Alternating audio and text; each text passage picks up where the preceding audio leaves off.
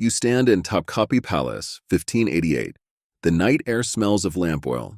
A chamberlain hisses that the Sultan wants order before dawn. You hear keys strike iron. This is medieval history with living stakes. The harem, the guardians, the dynastic heirs. They march a thin boy past you. His head is shaved. His eyes do not lift. A black-robed officer taps his staff and reads rules.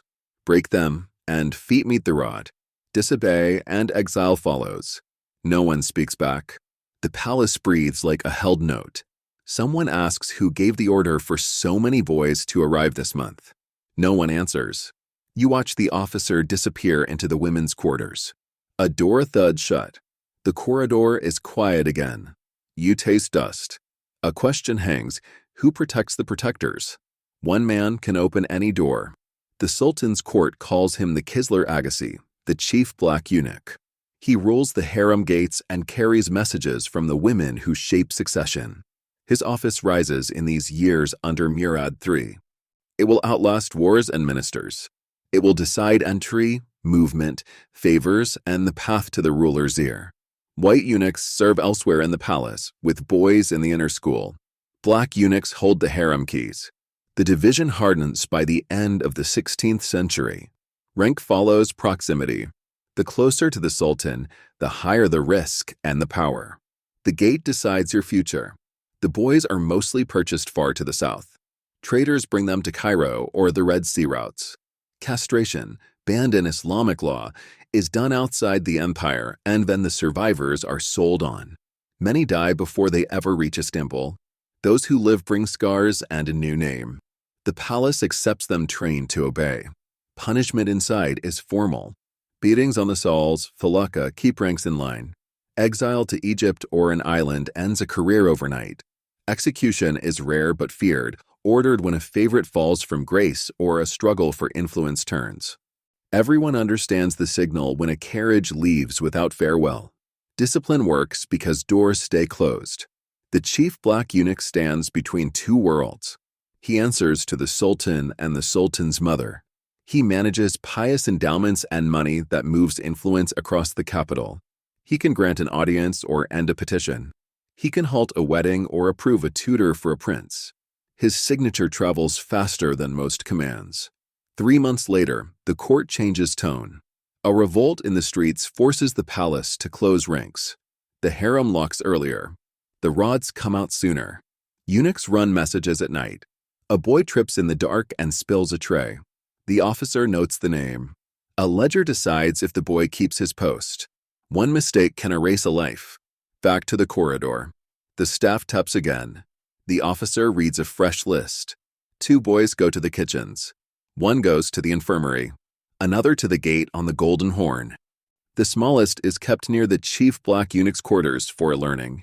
No one speaks. Who ordered the intake this season? The question opens and stays open. The palace knows the routes but claims clean hands.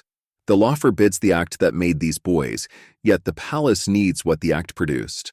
The contradiction stands in the corridor with them. The worst harm began far from these walls.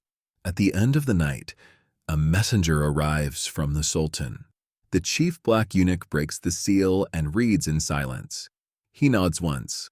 He points to the smallest boy and to the man with the keys. They vanish into the inner door. The door does not open again.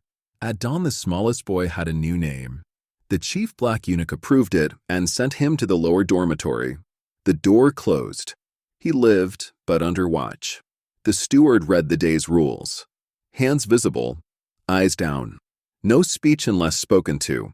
He learned the bells, the paths, and the corners to avoid. He scrubbed floors outside the inner apartments. He carried water before the women woke. He delivered sealed notes to the Kisler Agassi's office and waited with his palms out. If an officer checked his scars, he stood still. Inspections were regular. The purpose was simple. No risk to the dynasty would pass these walls. Discipline grows when fear is steady. By the late 16th century, the palace split its eunuchs by color and space. White eunuchs kept the inner school, the pages, and the Sultan's outer service. Black eunuchs guarded the harem gates and lived near the women. Rank followed the keys. The Kisler Agassi rose higher than most ministers when he controlled petitions and the holy endowments. His seal meant food for the poor in Mecca and Medina and leverage in Istanbul. A nod from him opened doors that even viziers could not touch. Power hides in the hallway. The boy's training was blunt. He learned Ottoman Turkish phrases, titles, and forms of address. He memorized the way to hold a tray so bracelets would not rattle. He practiced walking without looking left or right.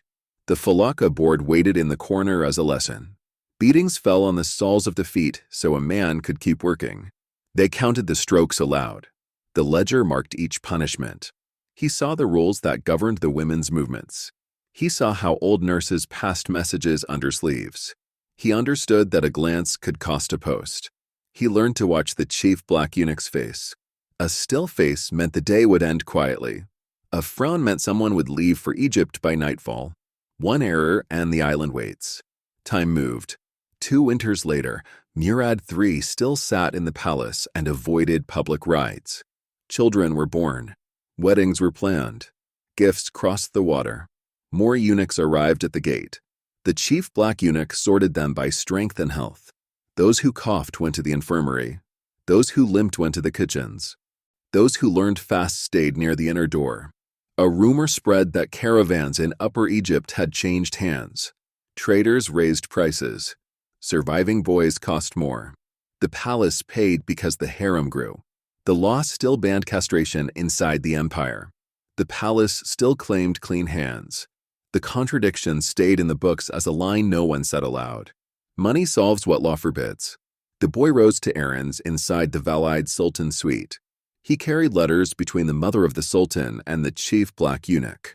He watched the care taken with seals and wax.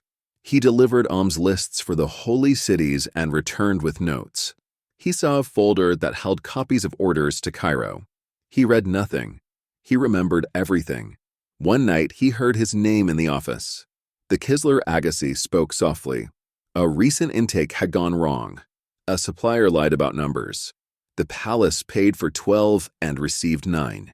3 died in transit. The chief wanted the names that approved the purchase. He wanted proof from Cairo. The boy would carry the request to a trusted courier at the Golden Horn Gate. The paper trail threatens the throne. He went out at first light with 2 guards. The city was gray and wet. The guards walked in silence. At the Koya courier took the pouch and kissed the seal. The boy returned to the palace before the morning bell. He reported to the outer room and waited. 3 weeks later, an answer came back from Cairo. The chief black eunuch read it alone. Then he called for the boy. He asked a single question: who stood near the Valide Sultan when the last intake was approved? The boy answered with a name he had heard at the door. The chief did not react. He told the boy to remain in the corridor and not move. The corridor emptied. The inner door opened. The chief went to the Valide Sultan's chambers with the letter in his sleeve. The boy stared at the floor and counted his breaths. A voice called his name from inside. The boy stepped inside. The chief black eunuch stood with the Valide Sultan's steward. The chamber was quiet. The chief pointed to a stool. The boy sat. He kept his hands on his knees. The chief asked him to repeat the name he had heard at the door 3 weeks ago. He did. The steward watched his mouth and not his face. Silence can change a career. Later that day, the chief sent the boy back to the outer rooms. No orders followed. 2 days passed. The boy carried towels and returned trays. He heard nothing about Cairo. The steward walked the halls and smiled at guards. The chief's face stayed still. On the 3rd night, the chief called again. He gave the boy a key and a small pouch. The key went to a cupboard in the records room. The pouch held wax seals. The chief said one sentence. He would open the cupboard at dawn and wait. The boy was to stand inside and count, aloud, the bundles that passed through the steward's hands. Numbers can end a plot. Dawn came slow. The steward arrived with 2 clerks. He unlocked the cupboard and reached for files. The boy counted. 12 bundles moved to the desk. 9 returned to the shelf. Ink notes followed. The steward resealed the files with the palace seal, not the Valide's private mark. He sent a clerk to the outer gate. The boy kept counting. His voice shook. He did not stop. By noon, the chief entered with officers. He asked for the daybook. He checked the seals. He compared names, numbers, and payments. He dismissed the clerks and faced the steward. The steward bowed. The chief asked about missing files and 3 boys listed as damaged in transit. The steward said the merchants lied. The chief asked why 9 bundles had been resealed. The steward had no good answer. Audits leave little room to run. Spring 1589. The palace tightened. The chief reorganized the harem guard. He moved men to distant doors. He sent 2 officers to Egypt. He ordered the infirmary to keep a list of deaths. He told the boy to carry no trays for a week and to stay near the records room. The boy watched couriers come and go. He learned the feel of the cupboard key against his sleeve. At the same time, the Sultan ordered new endowments for the holy cities. The chief managed the funds and the routes. Caravans left with alms and returned with receipts. The steward lost control of the cupboard and kept to his quarters. Whispers said he had friends among the women's nurses. Whispers also said the nurses would not save him. Friends vanish when risk rises. The first officers returned from Cairo with copies. Prices, dates, names of agents. A letter explained why 3 boys had never reached the gate. Disease on the road. Burials without markers. Another sheet listed advances paid from a private purse in Istanbul. The chief read each line. He asked the boy to read the totals out loud. Then he opened the sealed reply addressed to the Valide Sultan steward. Inside lay a neat receipt from a merchant's house on the Red Sea. The sum matched the advances. The signature matched the agent. At the bottom sat a small mark. It was not the palace seal. It was the Valide Sultan's private sign used for her endowments. The trail leads to the inner rooms. The chief looked at the boy. He told him to fetch the steward. He told him to walk slowly and not speak to anyone. The boy crossed the hall and knocked. The steward came at once. He saw the letter in the chief's hand. He knew the mark at the bottom. The chief said the Sultan would hear about the irregular seal. He said the Valide would be shown the files. He placed the letter on the table and tapped the mark with one finger. The room waited. The steward swallowed and stared at the floor. The boy realized the truth.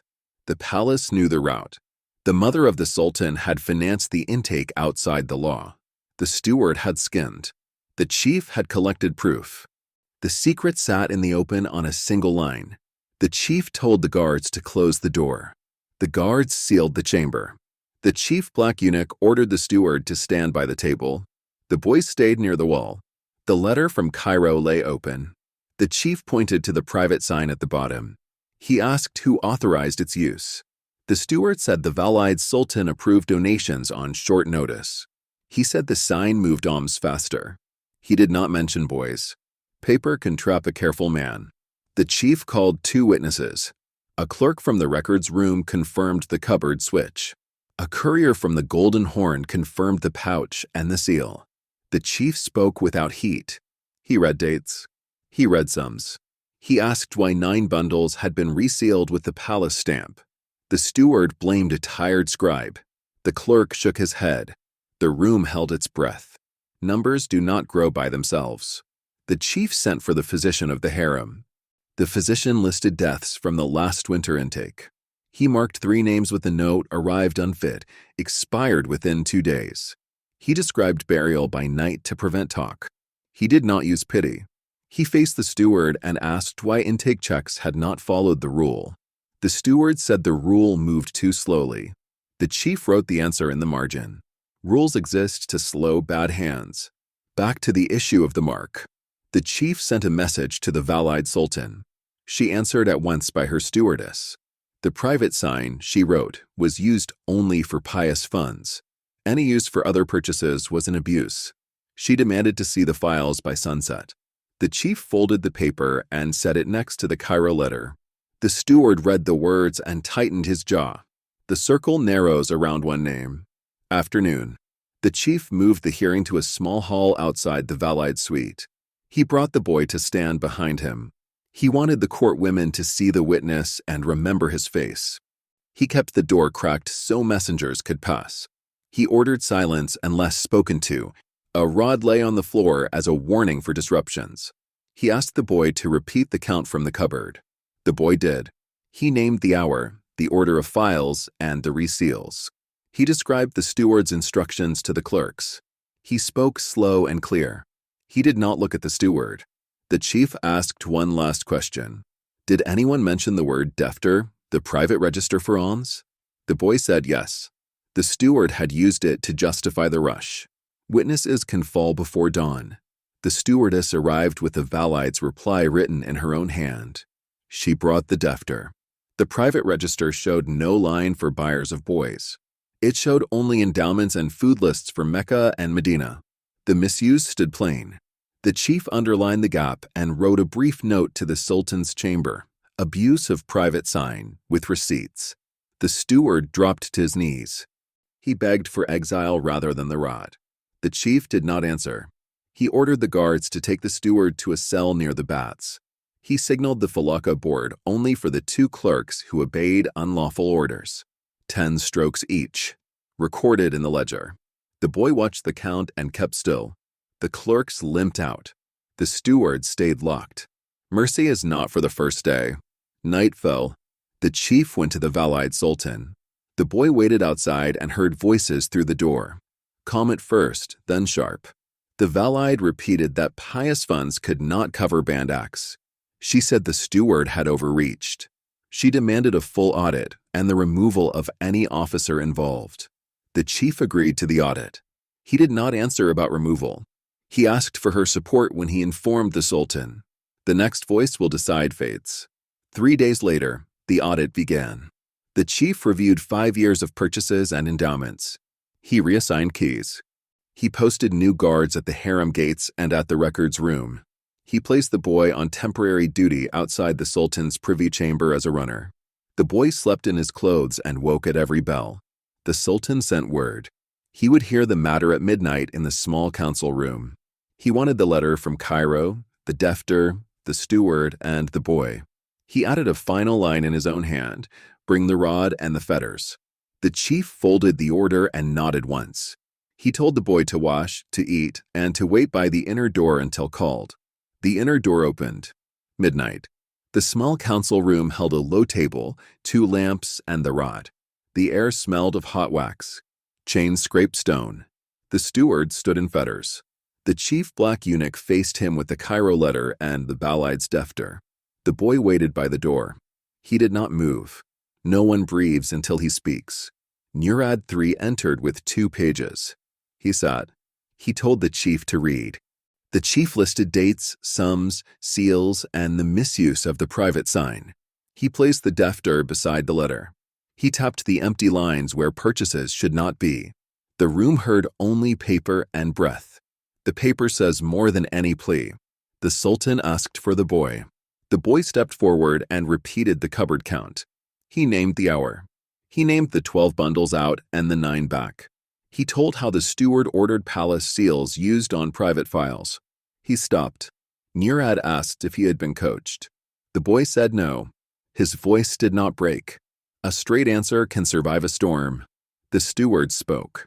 He blamed haste and zeal. He blamed merchants and distant roads. He said the empire's women must be safe and served. He said the nurses demanded speed. He used the valide's name without permission. The silence after that was long. One name can end protection. The chief called the harem physician. The physician repeated the list of 3 deaths. Arrived unfit, he said again. He described the quick burials and the quiet ledgers. He told the sultan that checks were skipped. He kept his eyes on the floor. The sultan nodded once. The dead shaped the living's fate. Murad asked the steward about the private sign. Who told him to use it? The steward said no one. He said the sign was close at hand. He said alms traveled faster with it. The valide stewardess stood in the doorway and did not speak. The sultan understood the answer. He looked at the chief. The chief did not blink. He knows who crossed the line. The sultan gave sentence. The steward lost his post and his keys. He would receive the rod before sunrise. He would go to Egypt under guard and serve in the endowment kitchens. His goods would fund alms. His name would be struck from the rolls. The scribes wrote each line and sanded the ink. Exile can be a slow death. The rod came out. 2 guards pinned the steward to the board. The chief counted the strokes aloud. 10, 15, 20. The steward tried not to cry out. He failed at 23. The boy stared at the lamp and did not move. The pages held their faces still. Punishment teaches more than orders. When it ended, the steward sagged. The guards lifted him. Blood dotted the leather. The chief told the scribes to enter the count in the ledger. The Sultan rose. He turned to the chief and then to the boy. He said the palace would cleanse its routes. He said the gates would hold. He said the women would not be exposed to scandal again. The order is clear. The cost is not. Murad looked at the boy a second time. He asked one more question. Did the boy know the supplier's name in Cairo? The boy said no. He knew only the courier's face. The Sultan nodded. He told the chief to mark the witness for special duty. He told him to keep the boy where eyes could find him fast. Visibility can be a shield or a trap. The Sultan left. The room stayed warm and tense. The chief dismissed the physician and the pages. He kept the boy and the scribes. He wrote a short instruction for dawn, new guards at the records room, new checks at the infirmary, and a halt to intake until Cairo answered in full. He sealed the note. He told the boy to sit. He poured water. He said one sentence. The Valide will see you at sunrise. The boy gripped the cup with both hands. The rod lay on the floor between them. The guards dragged the steward past the door toward the baths and the waiting ship. The chief blew out one lamp. The room plunged half into shadow. He looked at the boy and said nothing more. The remaining lamp flickered. The inner latch clicked once. Then footsteps stopped outside the door. The footsteps stopped because the Valide stewardess waited for the door. She entered and bowed to the chief. At sunrise, she said, "He comes." She looked once at the boy. She left. The chief told the boy to sleep 3 hours on a bench and not to speak to anyone. The room cooled. The last lamp burned down to a stub. Dawn pressed at the shutters. Protection always demands a price. Sunrise. The Valide Sultan sat behind a low table with a single ledger. The boy stood 2 paces back. The chief stood to her right. She asked for the facts in order. The boy repeated them. Cupboard. Count. Reseal. Cairo. Deaths. The stewardess placed the defter beside the Cairo letter. The Valide read both and closed the books. She did not ask about pain or fear. She asked about routes. She asked about names written on sacks. She asked about the pace of checks at the infirmary. The chief answered in short sentences. He proposed slower intake, double marks, and a written ban on the palace stamp for private files. The Valide approved each point with one nod. The system holds when roles tighten. She then spoke to the boy alone. The chief stepped back but did not leave. She told the boy that the empire needed guards without ties. She said children in the harem required men who had no families and no claims. She said the law banned the act that made him. She said the empire still required the result. She did not use the word clean. She used the word necessary. The boy kept his eyes on the floor. Necessity hides what words avoid. She asked if he wanted to remain near the inner door or go to a wax school for clerks. He said he would serve where ordered. She told the chief to place him under the records officer for a 6-month trial and to keep him visible. She said witnesses lived longer when seen. She told the chief that the steward would sail by noon. She told the stewardess to prepare letters to Cairo that ended all advances until new agents were named by the chief. Visibility saves some and marks others. The chief carried out the orders that day. The steward left under guard. The clerks kept their posts under watch and counted receipts aloud. The infirmary posted intake checks. Couriers ran in daylight where possible. The cupboard key stayed with the records officer. The boy learned to copy numbers with a steady hand. The harem quieted. For a season, the rods stayed on their hooks. Quiet can be policy, not peace. Summer 1589. Murad III kept the chief close. New endowments moved under stricter seals. The Valide remained firm on her rule. Her private sign would not touch banned purchases again. The chief enforced it. Traders adjusted. Prices rose. Fewer boys arrived. Some died on the roads as before. The ledgers wrote their names as unfit and expired. The boy wrote the words and hated them. He wrote them anyway. His writing was meat. Ledgers remember when mouths refuse. The boy returned to the inner door after his trial. He carried messages with his hands visible. He checked seals without comment. He watched new intakes pass in smaller groups. He saw the rod again when a porter lied about a count. He saw a ship leave for Egypt with a new steward on board. He saw the chief hold power by schedule and signature. He saw the Valide hold power by silence and speed. At year's end, the chief called the boy to his office. He placed a small ring on the table. It marked the rank of senior runner. He told the boy that survival meant alert eyes and few words. He said the palace would not change on its own. He said the harem would never run without eunuchs so long as dynasties needed heirs. He did not smile. The boy accepted the ring. The rub did not close. It narrowed. The footsteps had belonged to the stewardess. The sunrise audience had happened. The origin of the last intake had been named and curbed. The steward had gone. The Valide kept her name clear in the record. The chief kept his office and grew it. The boy stayed inside the walls, older by 1 hard year. And you stand again at the inner door. You feel the grain of the tray under your fingers. You hear the scrape of a key against iron. You breathe the faint smell of wax and damp stone. The chief looks up and nods once. You step forward. You now know what the Sultan chose to keep and why. You grasp how a law can stand while a practice continues. You see the cost written in the margins. You feel the corridor close around your steps. Remember this when you study courts and crowns. Ask who paid so heirs could sleep. If you want more untold pages of medieval history, stay with the story and keep your eyes on the doors.